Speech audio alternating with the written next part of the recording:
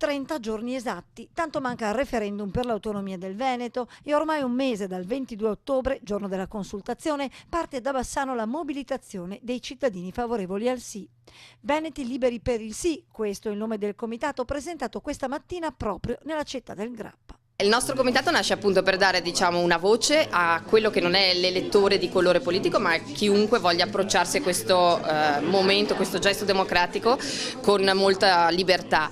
E il nostro intento è fare in modo che i cittadini diventino attivi in questo, quindi noi siamo convinti che questo referendum si vincerà porta a porta e chiediamo quindi ai veneti di diventare cittadini che fanno propaganda.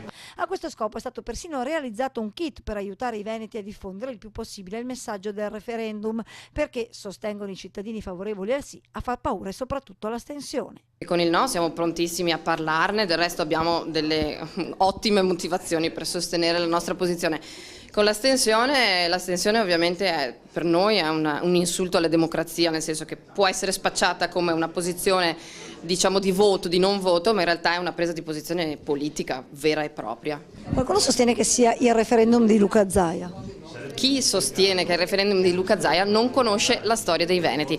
Il problema dell'autonomia, di una ricerca di maggiore libertà nel Veneto esiste veramente da tantissimo tempo. E a chi sostiene che comunque vada dal 23 ottobre non cambierà nulla per il Veneto? No, cambierà tutto, cioè il giorno dopo non saremo autonomi, ma avremo fatto un gesto che prima di ora non è mai stato fatto e sarà soprattutto cambiato il modo in cui i veneti vedranno e si rapporteranno con ciò che hanno chiesto a Roma, e quindi cambierà l'atteggiamento. Sarà l'inizio di un percorso molto interessante.